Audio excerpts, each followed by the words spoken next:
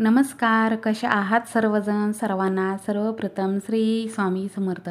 तुम्हा सर्वांचा आजचा दिवस खूप छान असा आनंदाचा आणि आरोग्यदायी जाऊ देत, ही श्री आई जगदंबेची चरणी प्रार्थना करते आणि आजच्या आपल्या सुंदर अशा डेली ब्लॉगला सुरुवात करते.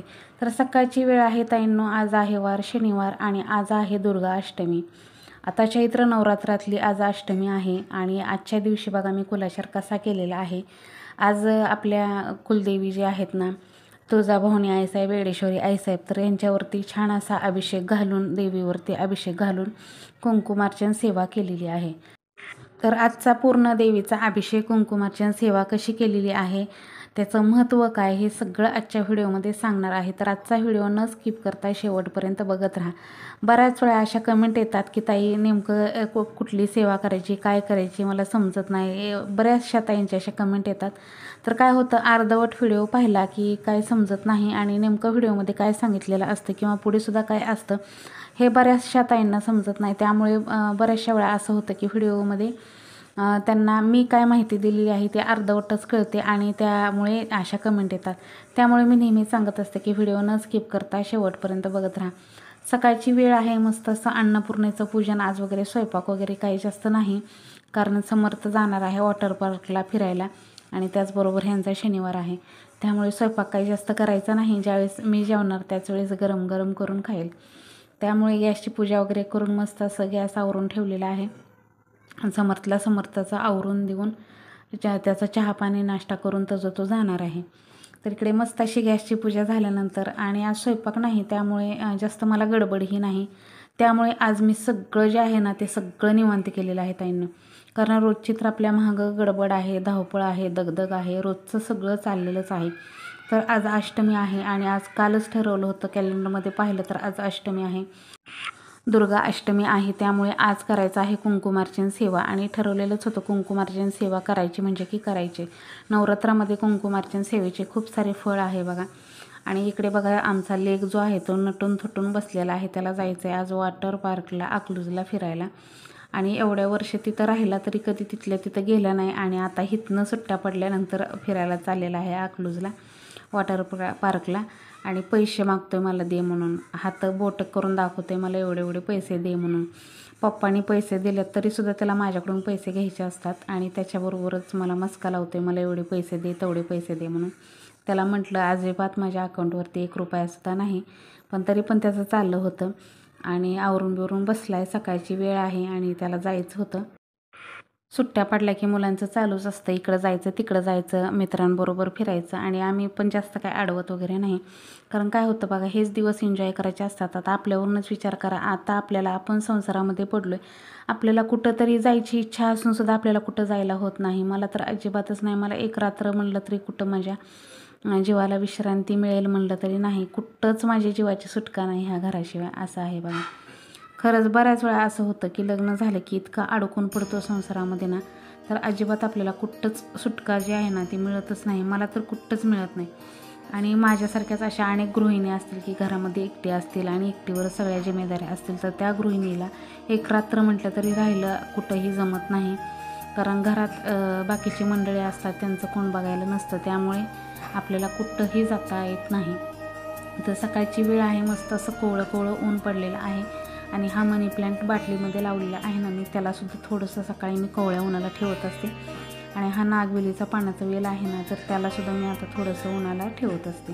तर काय करते, सकाळी सकाळी मस्त असं त्याला थंड पाण्याने शॉवर देत असते, म्हणजे पानं कशी कोमेजत नाहीत. पानं अशी आता खूप उन्हाळ्याचे दिवस आहेत आणि त्याला थोडेच दिवस मी घरामध्ये ठेवणार आहे त्या नागवेलीच्या पानाला, कारण त्यानंतर पावसाळा लागला की मी बाहेर असं भिंतीवरती तो वेल चढवणार आहे, त्यामुळे खाली जमिनीमध्ये पुरणार आहे. काय होतं बघा, कुठलाही वेल असो किंवा कुठलंही काही असो, जमिनीमध्ये पावसाळ्यात लावलं खूप छान फुटतं आणि ते झाड माझ्यासाठी खूप महत्त्वाचं आहे. कारण माझ्याकडे पूजा वगैरे करायला मला पानं वगैरे लागतात ना, आणि आपल्याला नवरात्रामध्ये हे सगळ्या गोष्टीला पानांचं खूप महत्त्व आहे. आपल्याला पानं प्रत्येक गोष्टीला प्रत्येक पूजेला लागतात. त्यामुळे तो पानाचा वेल मी इतका जोपणार आहे. त्यामुळे त्याला आत्ता फक्त उन्हाळ्यामध्ये सांभाळायचं, त्यानंतर मी त्याला जमिनीमध्ये मस्त असं खड्डा घेऊन त्याला मस्त असं हे करणार आहे, जमिनीमध्ये लावणार आहे आणि भिंतींवरती चढवणार आहे. भिंतींवरती तो मनाने छान ग्रो होतो आणि पानंसुद्धा खूप मोठाली होतात. तर इकडे सकाळची वेळ आहे, मस्त समर्थ गेल्यानंतर आवरून घेतलं, त्याचा चहा नाश्ता सगळं आवरून दिलं. ह्यांना पण खिचडी वगैरे करून घेतली आणि त्यानंतर बघा आता तुळशीची पूजा वगैरे करून घेते.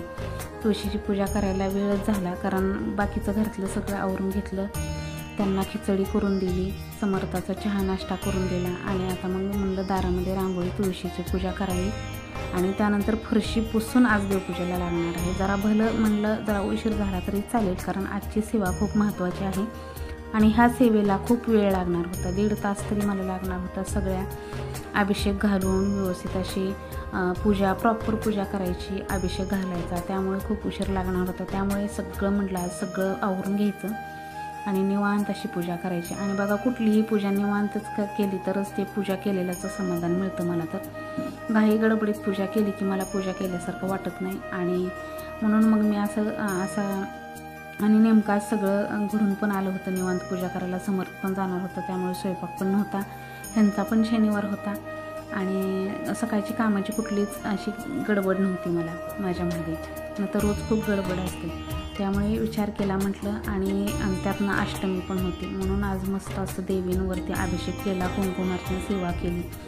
तर बघा आता कुंकुमार्चन सेवेचं मी तुम्हाला थोडक्यात सांगते. कुंकुमार्चन सेवा केल्यानंतर ते कुंकूसुद्धा बघा, जे मी रोज कपाळावरती टिकला लावलेला असतो ना, दोन्ही भुवयाच्या बरोबर म्हणजे मधोमध माझा जो मी कुंकू लावते ना, तर ते कुंकू आहे ना, ते कुंकुमार्चन ज्यावेळेस मी कुलदेवीच्या टाकावरती किंवा कुलदेवीवरती कुंकुमार्चन करत असते, अन्नपूर्णा देवीवरती, तर ते कुंकू मी एका डबीमध्ये भरून ठेवत असते. तेच मी रोज सकाळी आंघोळ झाल्यानंतर न चुकता आपल्या मधल्या बोटाने ती मी माझ्या कपाळाला लावत असते आणि घरातल्या प्रत्येक मंडळीनं लावावं आणि आपणसुद्धा स्वतःहून रोज आंघोळ केल्यानंतर सकाळी ते कुंकू आपल्या मधल्या बोटाने कपाळावरती लावावं. कुंकू लावण्याचे खूप सारे फायदे आहेत बघा आपल्याला. कुंकू तर सौभाग्याचं प्रतीक तर आहेच आहे, पण बघा बाईने कधीही मधल्या बोटाने वरती आपल्या दोन्ही भुवयाच्या थोडंसं वरती जर कुंकू रोज नित्यनेमाने लावलं, आता टिकल्या तर सगळेजणच लावतात, पण कुंकाचं महत्त्व सांगते. कुंकू जर लावलं तर आपल्या आयुष्यामध्ये असं म्हणजे कुठल्याही गोष्टीला आपल्याला नैराश्य येत नाही, कुठल्याही कामात आपल्याला यश येतं. कुंकू किंवा कुठलाही गंध, कुठलाही टिक्का असेल ना, तर तो मधल्याच बोटाने का लावावा, कारण मधलं बोट जे आहे आपलं ते डायरेक्ट त्याचं हृदयाशी कनेक्ट आहे.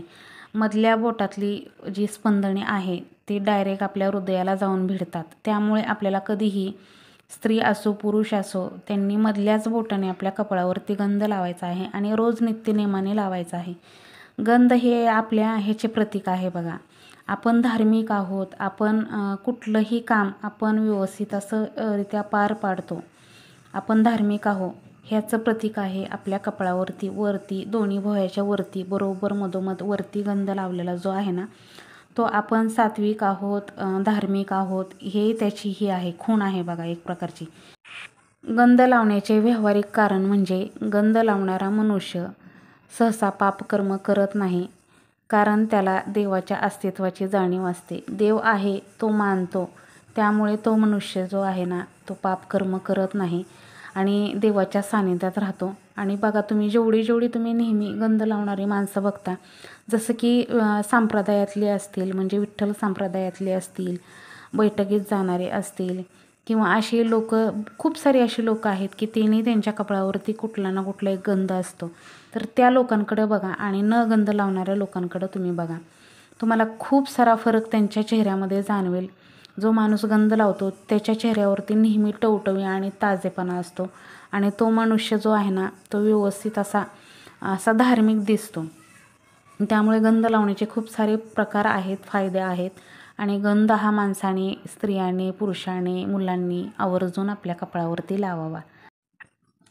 सकाळी लवकर उठून आपण आंघोळ करून गंध लावून जी केलेली मानसपूजा असते ती म्हणजे दिवसभर आपण देवाच्या सानिध्यात राहतो. दिवसभर आपण देवाच्या असं असतं ना की एखादा CCTV कॅमेरा लावलेला आहे, त्या कॅमेऱ्याच्या नियंत्रणात आपण काम करतो किंवा कॅमेऱ्याच्या ह्याच्यात आपण काम करतो आहे असं असतं. त्यामुळे बघा आपल्याकडून कुठलंही वाईट कर्म घडत नाही. आपल्या कपाळावरचा वरचा गंध पाहून जे आपण म्हणजे लावलेलं असतं ना, तर त्याच्या ह्याच्यात ते आपल्याला सतत जाणीव देत राहतं की आपल्याला कुठलंही वाईट कर्म करायचं नाही आपल्याला चांगलंच राहायचं आहे आणि आपल्या हातून कुठलंही वाईट कर्म होता कामा नये ह्याची काळजी घेतं. त्यामुळे नेहमी उठल्यानंतर सकाळी स्नान केल्यानंतर मधल्या बोटाने कपाळावरती स्त्री आणि पुरुषांनी सगळ्यांनी गंध लावला पाहिजे. मी तर सांगेल सगळ्यांनीच लावला पाहिजे. आमच्या घरातली मंडळी तुम्हाला सांगते, प्रत्येकजण म्हणजे माझे मिस्टर असतील, समर्थ असेल, मी असेल, आमच्या तिघाच्याही कपाळावरती वरती बरोबर असा गंध लावलेला असतो. आता समर्थला तुम्ही बऱ्याच वेळा पाहिलेला असेल पण जवळनं पाहिलेलं नाही, त्यामुळे तुम्हाला मी ज्यावेळेस एखाद्या दिवशी तुम्हाला तो जवळनं दाखवेल, तुम्हाला बरोबर पाहायला मिळेल. बरोबर तो कुंकाचा टिकला जो आहे ना तो वरती लावतो. आमच्या घरातली मंडळी बघा सगळेच गंध लावतात आणि ते कुंकुमार्चन केलेलं जे कुंकू आहे ना मी एका डबीमध्ये भरलेलं असतं आणि ते बरोबर सकाळी उठतात, सकाळी आंघोळ केली की, आणि सकाळीच नाही असं नाही, दिवसभरामध्ये लावतातच. तो ज्या वेळेस फ्रेश होतात त्यावेळेस ते गंध लावतातच. त्यामुळे गंधाचं खूप सारं फायदे आहेत, त्याचे नियमसुद्धा आहेत. आणि बघा प्रत्येकाने जरूर आपल्या कपाळावरती गंध हा लावावा आणि स्त्रियांनी तर आवर्जून लावावा, कारण स्त्रियांसाठी ते सौभाग्याचं मोठं असं प्रतीक आहे. बघा कुठलीही स्त्री कुंकाने किती उठून दिसते. आता माझ्याच कपाळावरती रोज तुम्ही बघताय तर तुम्हाला माझ्या चेहऱ्याकडे बघून प्रसन्न वाटत असेल. कुठंही जायचं असो, सकाळी उठल्यानंतर आंघोळ करून मी पहिला तो जो आहे ना तो गंधच लावते, कारण मलाच माझा चेहरा जो आहे ना तो त्या गंधाने उठून दिसतो, फ्रेश दिसतो आणि टवटवीत दिसतो. एखाद्या दिवशी जरी मी गंध लावला सकाळी आणि त्यानंतर मग मी घाम आल्यानंतर तोंड जर धुतलं आणि जर नाही चुकून एखाद्या दिवशी गंध लावला तर मला येणाऱ्या जाणाऱ्या व्यक्तीसुद्धा म्हणतात की आज काही पूजा केली नाही का, असं होतं. तर नेहमी त्यांना सगळ्यांना सवय लागलेली आहे माझ्या कपाळावरती जो गंध आहे ना तो पाहिजे. त्यामुळे बऱ्याचशा लोकांना असा प्रश्न पडतो, एखाद्या दिवशी जर मी तोंड धुतलं पूजा झाल्यानंतर, सगळं आवरून झाल्यानंतर 12 वाजता वगैरे, तर मग मला विचारतात काय ताई आज तुम्ही काय पूजा वगैरे केली नाही वाटतं, कपाळ तुमचं सोनं दिसते. तर असं आहे बघा. तर सगळ्यांना आमच्या आजूबाजूच्या सगळ्या लोकांना माहिती आहे ना ही म्हणजे ही खूप अशी धार्मिक आहे, ही सगळं असं म्हणजे सगळ्यांना माहिती आहे बऱ्यापैकी. तर असो, आता तुम्हाला सगळं जे आहे ते तुम्हाला अभिषेक दाखवते बघा ताईंनो. सर्वप्रथम आपल्या तुळजाभवानी आईसाहेबांना अभिषेक घालून घेतला. अभिषेक घालायच्या अगोदर आपल्या देवीच्या चरणावरती पाणी टाकायचं. त्यानंतर बघा हळदीने, कुंकवाने, पंचामृताने अभिषेक घालायचा. तर मस्त असं बघा हळदी कुंकवाने अभिषेक घातला. त्यानंतर परत एकदा पाण्याने अभिषेक करायचा आणि ते सगळं पाणी जे आहे आणि हे हळदी आणि कुंकू जे आहे ते नॅचरल घेतलेलं आहे बघा मी. तुळजापूरमध्ये 2 प्रकारचे कुंकू मिळतात, एक खूप लाल असतं आणि एक जे आहे ना ते हळदीपासून बनलेलं असतं. तर हळदीपासून जे बनलेलं कुंकू आहे ना ते घेतलेलं आहे, कारण ते पाणी जे आहे ना तर ते बघा मी सगळ्या घरामध्ये असं शिंपडणार आहे. कारण बघा आपल्या कुलदेवीवरती, आपल्या देवी देवतांवरती अभिषेक केलेलं पाणी जे आहे ना ते आपण प्यायचं असतं स्वतः. तर पंचामृत जे आहे ना ते आम्ही घरातल्यांना सगळ्यांना थोडं थोडं प्यायला देते, बाकीचं राहिलेलं झाडांना घालणार.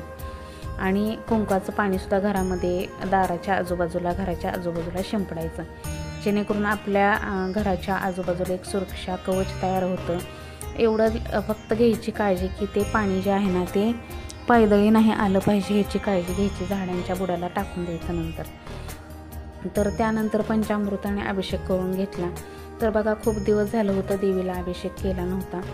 तसंही माझं असतं अधूनमधून, पण आता नवरात्र चालू आहे आणि त्यातनं आज दुर्गा अष्टमी आहे म्हणून त्याचं औचित्य साधून मस्त असा देवीवरती अभिषेक करून घेतला.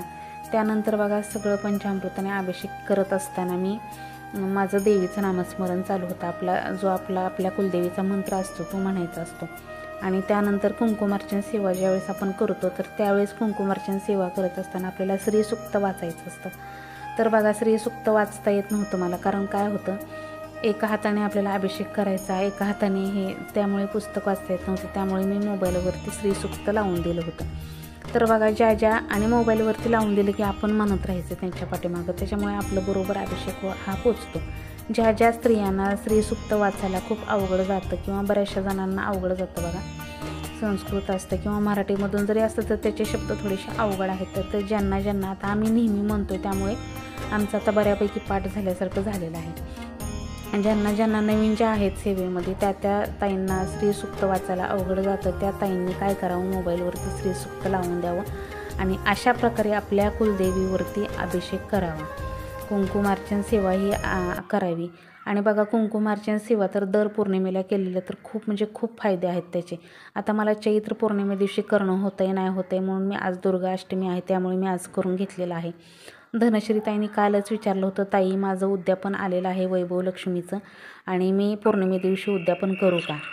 मुळात तर मी सांगेन की पौर्णिमे दिवशीच केलं पाहिजे. खूप चांगला दिवस आहे, उत्तम दिवस आहे आणि ह्या दिवसासारखा कुठलाच दिवस चांगला नाही असं मी म्हणेल. खूप शुभ दिवस असतो ताईंनो. नक्कीच तुम्ही तुमचा पूजा मांडणी असेल किंवा तुमचं काही असेल तर तुम्ही त्या दिवशी करू शकता. पौर्णिमेचा आणि त्या पूजेचा काहीसुद्धा संबंध नाही. तुमचं उद्यापन तुम्ही करू शकता. तर असंच त्या ताईंना मी सांगितलेलं आहे, ताई तुम्ही तुमचं करून घ्या.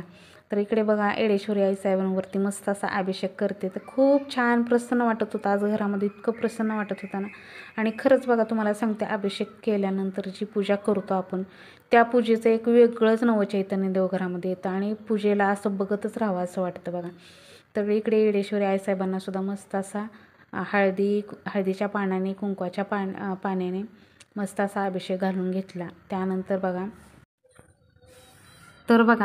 तुम्हाला कोणीही सांगेल पौर्णिमे दिवशी तुम्ही नका करू उद्यापन, पण असं नाही ताईंनो. पौर्णिमा ही खूप चांगली असते. त्या दिवशी कुठलीही सेवा केलेली ती थेट आपल्या देवी देवतांपर्यंत पोचत असते. त्या दिवशी कुठल्याही प्रकारची सेवा असेल किंवा त्या दिवशी कुठल्याही आपलं उद्यापन असेल तर आवर्जून करावं, कारण ती केलेली सेवा, ते केलेले व्रत जे आहे ना ते आपले डायरेक्ट आपल्या देवांपर्यंत पोचत असतं.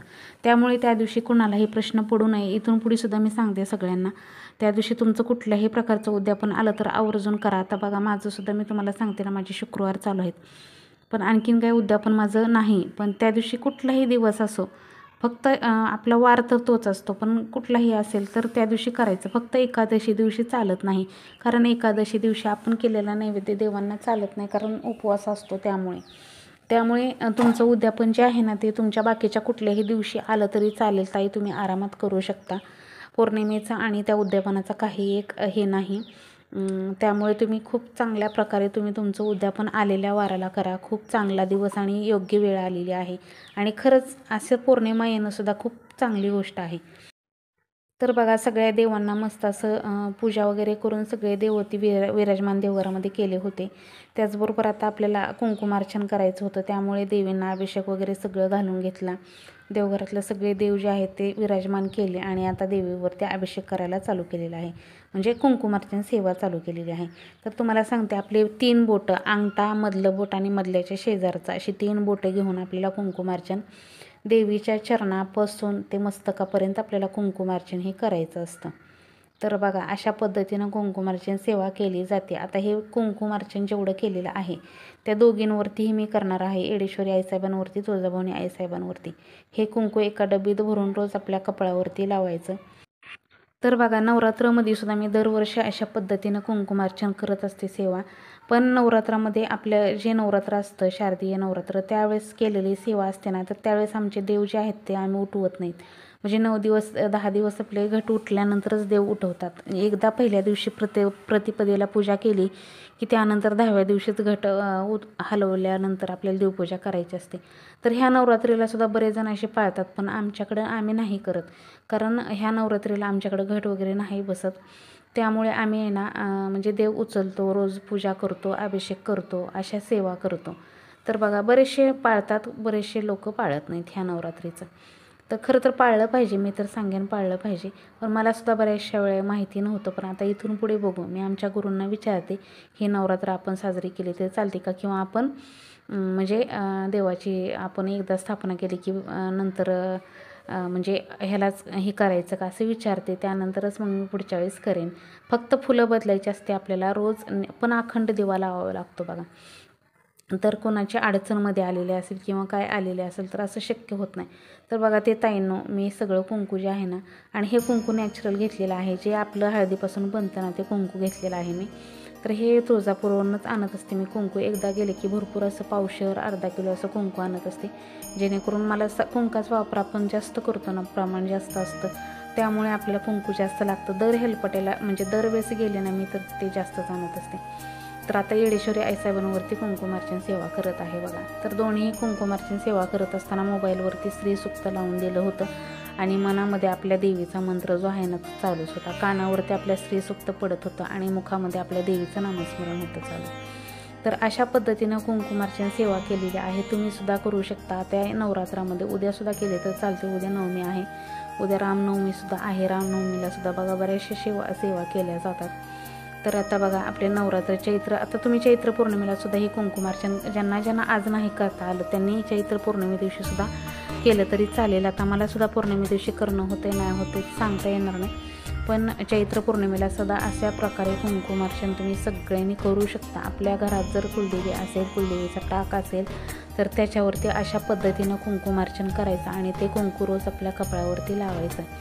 खूप म्हणजे खूप बघा तुम्ही करून तर बघा. जी देवीची तर देवीवरती कुंकुमार्चन केलं किंवा अन्नपूर्णेवरती माता लक्ष्मीवरती जर आपण कुंकुमार्चन केलं आणि ते जर कपाळाला आपण रोज लावलं तर बघा आपल्यामध्ये त्या देवीची शक्ती जी आहे ना ती बऱ्यापैकी उतरते आणि आपलं नेहमी आपण सकारात्मक पॉझिटिव्ह राहतो बघा दिवसभरामध्ये. त्यामुळे बघा हे करून पहा. कुंकुमार्चन केलेलं कुंकू कधीही एका डब्यामध्ये भरायचं. आता हे पंचपाळामध्ये ठेवायचं नाही, रोज आपल्या देवांना लावायचं नाही. कुंकुमार्चन केलेलं हे अर्पण केलेलं असतं त्यांना, ते अर्पण केलेलं आपण रोज आपल्या कपाळावरती लावायचं. तर इकडे मस्त अशी पूजा करून देवी आपल्या आईसाहेबांना मळवट भरून देवघरामध्ये स्थापन केलेलं आहे आणि आज बघू शकताय देवघरामध्ये खूप सुंदर वाटते. तरी आज पांढरी फुलं म्हणजे ती बिजलीची फुलं, शेवंतीची फुलं काही मिळाली नाही. जी आपली झेंडूची फुलं आहेत ना पिवळी पिवळी तीच वाहिलेली आहेत. तर खूप सुंदर अशी आजची पूजा झालेली आहे. नैवेद्य, आरती सगळं काही केलेलं आहे. तर रोज तुम्हाला तर माहितीच आहे ताईंनो, रोज नित्यनेमाने मला किती जरी उशीर झाला तरी चालेल पण माझी नित्यनेमाने देवघरामध्ये आरती हे होतच असते. तर बघू शकता इकडे द्राक्ष आली होती आज घरामध्ये, भरपूर अशी द्राक्ष होतं. तर द्राक्षाचा नैवेद्य रोज दूध साखरेचा किंवा खडी साखरेचा नैवेद्य असतो आणि अशा प्रकारे नैवेद्य दाखवल्याने रोज देवाची आरती आणि नैवेद्य जर दाखवला आपण देवघरातल्या देवांना तर आपले देवघरातले देव जे आहेत ना ते जागृत राहतात. आपण कसं आपल्या घरामध्ये चालतो, फिरतो, बोलतो अशा पद्धतीने देवसुद्धा आपल्या घरामध्ये म्हणजे देवघरामध्ये जागृत राहतात. त्यामुळे आपण जे गाराणं गातो देवाकडे कुठलंही असो, आपली काही समस्या असेल किंवा काही असेल, आपण जे गाराणं गातो तर ते थेट देवांपर्यंत पोहोचतं आणि ते देव ऐकतात असं असतं. त्यामुळे देवांना आपल्या देवघरातल्या जागृत ठेवणं खूप महत्त्वाचं असतं. त्यामुळे रोजचं नैवेद्य आरती झाली पाहिजे.